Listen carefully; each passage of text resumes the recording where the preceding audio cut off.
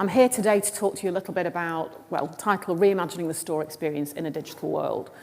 I'll tell you a bit of a story about the journey that we've been on in the last couple of years, and more recently, in the last 6 months, what we've done to develop our stores of the future. And hopefully you'll relate to a lot of what I'm saying and maybe find out a couple of new things as well.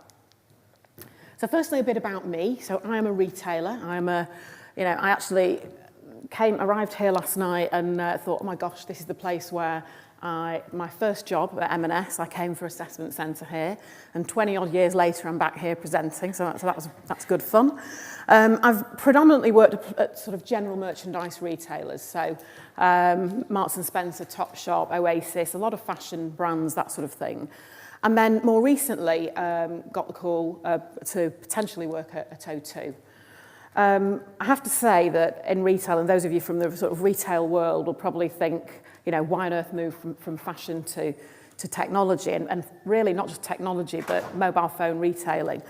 And I've got to say, I wasn't that impressed when I first got the call, because in that hierarchy that there is in retail, I sort of thought that mobile phone shops were sort of just above cash for gold, so really not my sort of thing. But anyway, I did go, and I spoke to the guys at O2 and told them what I thought of the industry, and more importantly, the customer experience within the mobile industry. I wasn't a massive fan at all. And spoke to some people who were really excited by some of the ideas that I had and very supportive of us making some big changes. Some of the things that I'm really interested in and, link really to the brands that I've worked for, I am absolutely passionate about the customer experience. I have worked in retail for many years, and for fun, I spend my time in stores, so, I'm the ultimate customer, really. I like to think quite differently about solving problems, and by differently, a lot of the time, that's just thinking customer. And I really get sort of inspired by big ideas and really game-changing ideas. So it felt like a great place to go to. So really briefly, who we are, we are mobile phone. We've got a series of mobile phone shops, 473 of those. Some of them are franchise, some of them are company stores. And just importantly there, we've got 26 million visitors coming through our stores every year. Now, if I was standing here last year, I would have said that number would have been 29 million, and the year before it would have been 32 million, actually. So we've got declining footfall in our industry. And we're not too worried about that because our profits are still pretty good, but people are obviously shopping differently and they're using the bricks and mortar space in a different way. So back to what the ambition was. So my ambition was really to come to a place that I didn't enjoy shopping as a customer, and to do something quite different. And I think for me, it was very much about, we're in the middle of this digital revolution, and the phone's at the heart of that digital revolution. But I didn't really feel like the people within our sector, the mobile phone sector, were leading that revolution from the high street. And they're in a privileged position to be able to do that. And I really thought that if we could move the whole experience from being quite functional and transactional to really quite inspirational and experiential, then actually we'd be able to do something quite different for our customers, and maybe even stem the flow of the footfall issues that we were having. But there were two initial issues that I came across when I joined the business about just over 3 years ago. One of them was around people, and the other one was around environment, and I'll just talk to you a little bit about that. In the mobile sector, there's been a boom, obviously, over the next 10 years. I mean, we cannot live without our phones, and actually the mobile industry's done very well out of that. But actually, when you look at how our sector has evolved, the money's come quite easily. So we've not actually had to transform and develop to the same extent as some other sectors within retail who've really had to reinvent themselves to make sure that they keep their profits. And within the mobile sector, we sort of grew very quickly, and we always heavily incentivized our people. So it was all about put people on a very low basic wage, heavily incentivize them. That way we hit our target, everybody's happy. But actually the customers weren't that happy, because customers were losing trust from the mobile sector. And they were losing trust because they didn't feel they were always getting the best product for them, and they weren't really being listened to. So we knew there was something that we had to address there. And the second one was the environment. It's not a lot of fun shopping for a new phone. It's just not a lot of fun if you go into bricks and mortar stores. And actually, it's dead exciting getting a new phone. So we had to do something about the environment to make sure that we, encouraged people to come in. So they really wanted to come in and spend time in our stores. The environments were very functional, they were very transactional, more like a building society or a bank really than somewhere that you wanted to spend time. And again, within our sector, success for us was getting the customer in, transacting as fast as possible, getting them back out of the door so we could then actually get to the next customer. And that's not really how people shop anymore, because if you just want a quick transaction, you may as well just go online. You come to stores for something different.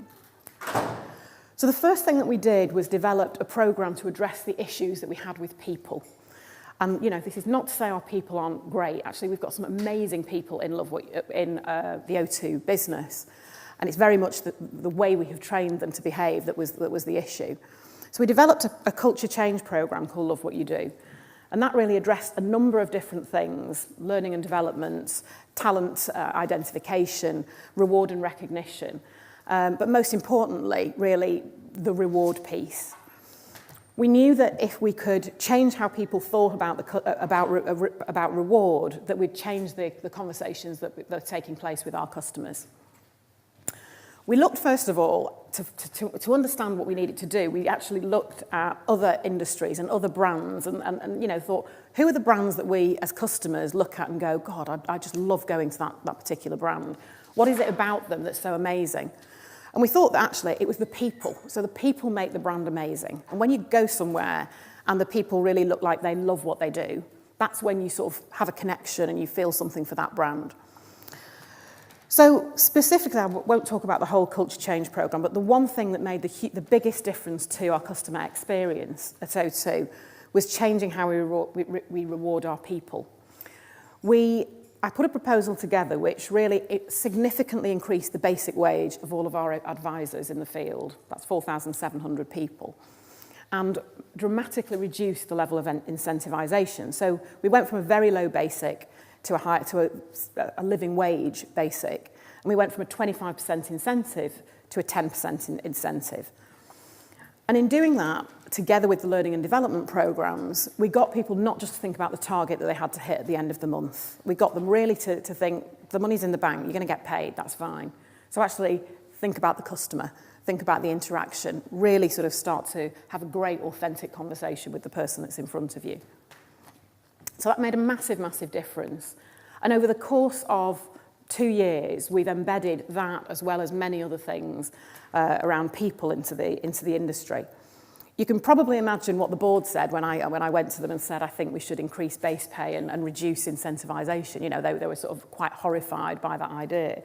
And the sort of initial reaction was the sales are going to drop through the floor. It's just going to be awful. But we did a trial over a 3-month period, and within the first month, immediately, employee engagement increased. So month 1, employee engagement increased, which was great. But actually our sales fell a little bit, which was concerning. By month 2, customer experience had significantly jumped up, scores had jumped up, and employee engagement was still up. And by month 3, customer engagement, employee experience, and our profits were up in those trial stores. So it did take some embedding, but it actually worked. And we rolled that out just under 2 years ago, and we've had a record quarter ever since, and increasing customer satisfaction scores ever since we did that.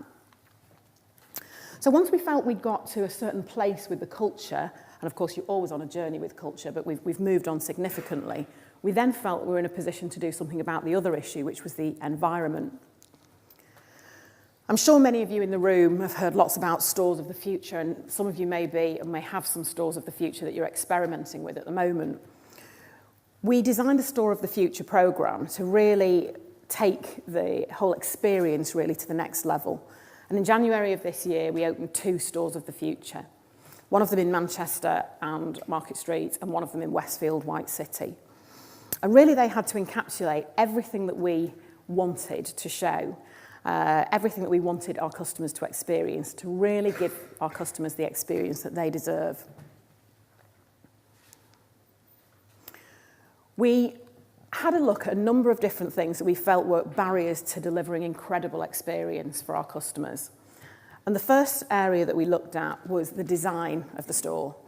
So again, I think I've said, you know, they're not particularly lovely places, are they, sort of mobile phone stores? And they're quite traditional. So we looked for inspiration outside our sector. We looked throughout the retail sector, of course, at people like Apple and that sort of thing. And we actually looked outside the retail completely and got most of our inspiration from the hospitality industry. One of the issues we have in the mobile sector is that customers come to us when they need something, not when they, you know, they don't come to browse, they come when they need something.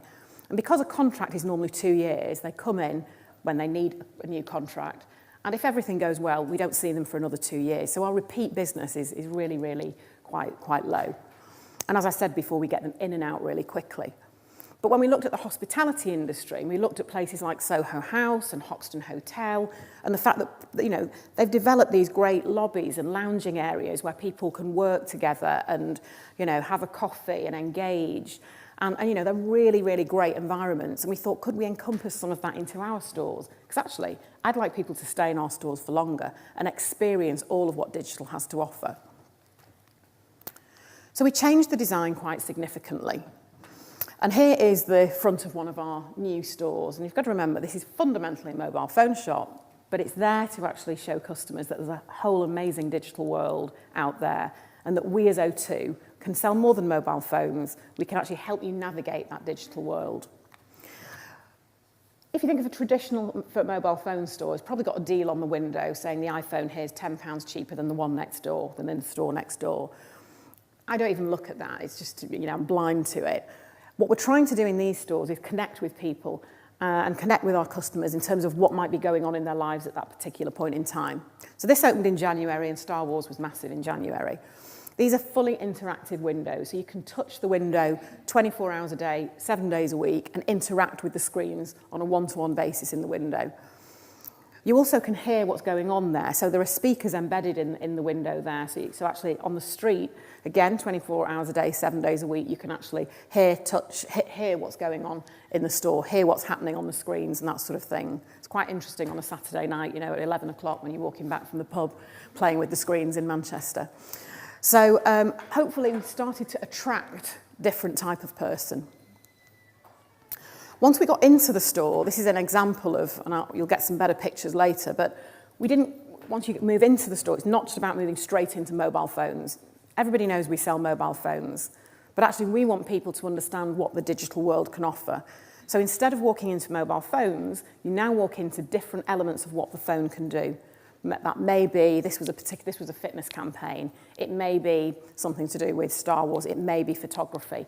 And there are people there on hand to help you understand what you can do with that.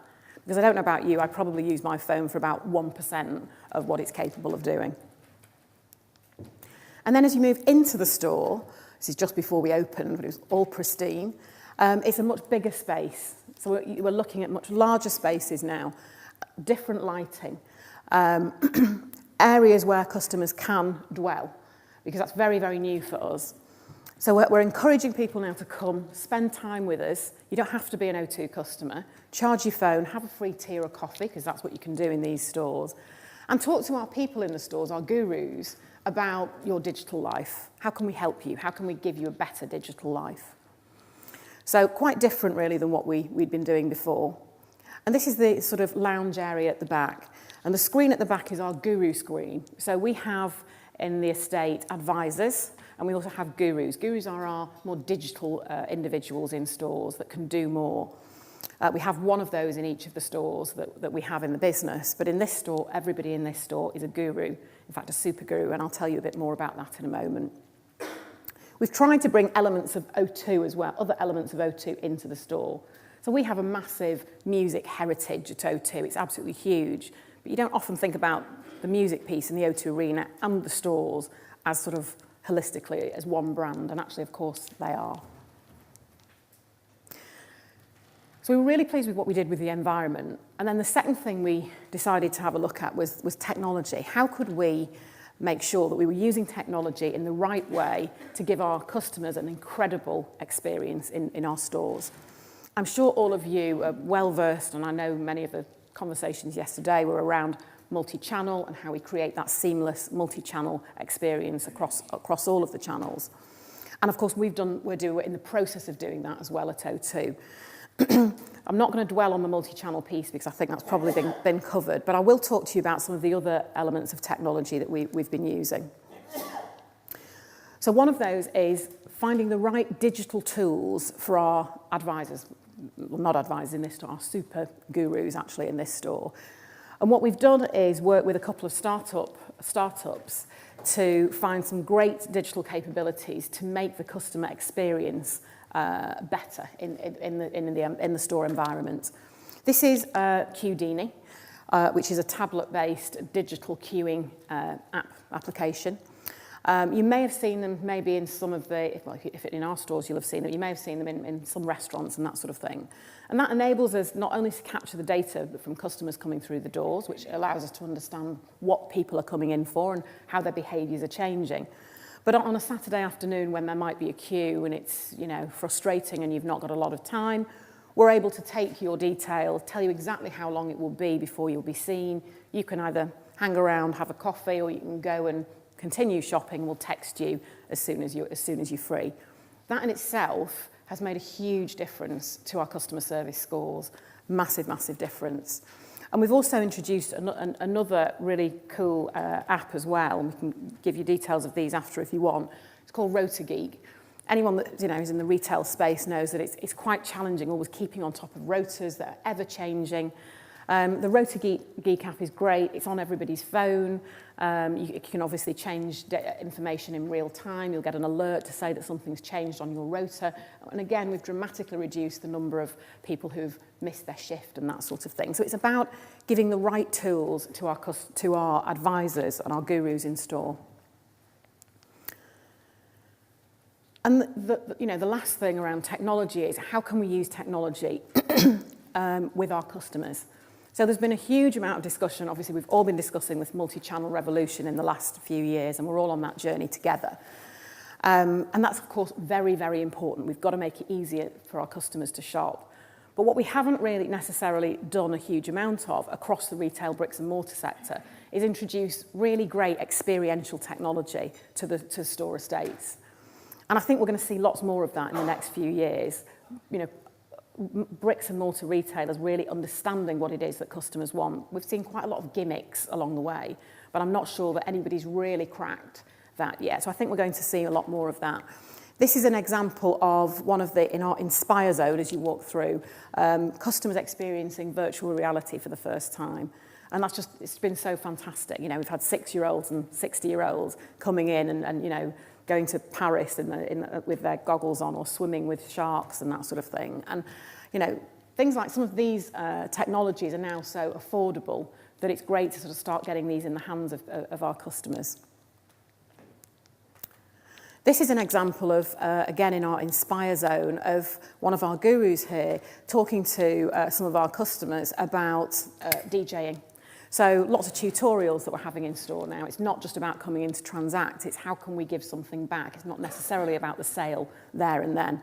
So these guys are learning to DJ using a couple of DJ apps, the headphones and tablets. So just making the space quite different.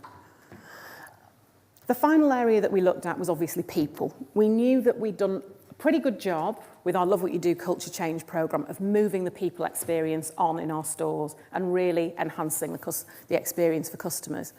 But in these stores, we wanted to do something that was, even that step further.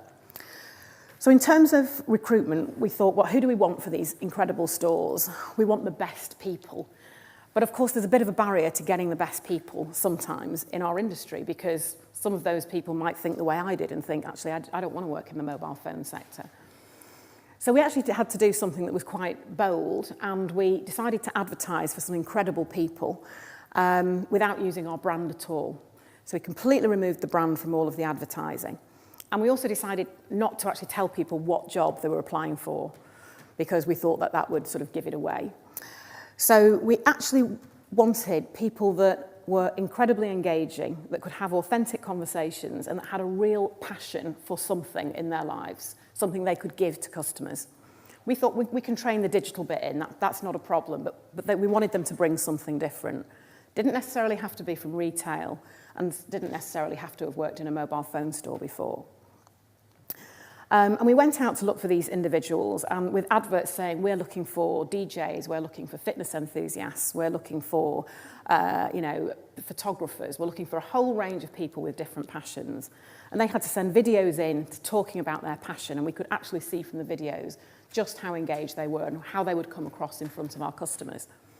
And from there, we brought them into some pop-up shops at pop-up environments. There were no interviews at all. It was all role play and having fun together and teamwork. And we brought this incredible group of really, really amazing individuals together. And about halfway through it, we told them we're O2, and this is what we're trying to create. And it was incredible. Nobody at that point dropped out, and nobody said, actually, no, that's not for me. They really wanted to be part of this new journey and this new way of retailing. We developed a new sort of super guru. So that was, if you think in our stores, traditionally we've gone, who's the most technical person in the store? It's this individual. Or you could be a guru. You could help people with technical information. And that's fine, but actually, very technical people aren't always the best people to engage customers. So with these individuals, we've trained their digital skills into them. We've taken just, ordinary individuals and then given them those special skills so they can have fantastic conversations in plain English with our customers. And then finally, reward. We looked really hard at how we rewarded our people. And we decided that in these stores, there would be no commercial reward mechanism whatsoever. And that's absolutely a first in our industry. In fact, we don't talk to these individuals about what their targets are at all. It's really not of interest to them. We have actually given them a 10% bonus, but that bonus is purely on customer experience. So they don't know the numbers. They don't know, how much of anything they're supposed to sell, but they do know they've got to make the customer incredibly happy. And this is an example of one of the people that we have. This is Ed. Ed is a recent graduate. He is a sports science graduate. He also is a semi-professional basketball player. He never thought about working in retail, and he certainly never thought about working in the mobile phone industry.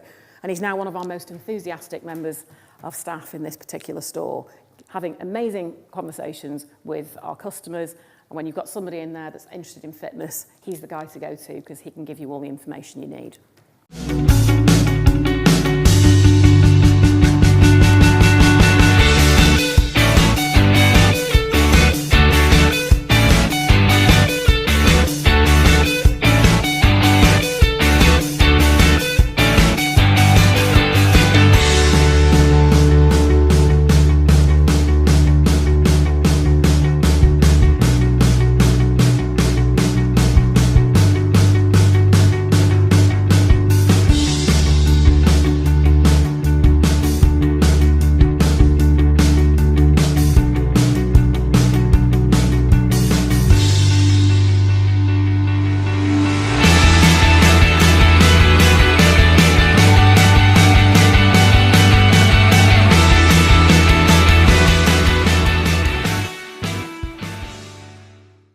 So hopefully you feel that is a move on from the current experience that you have in when you're going to buy your next phone.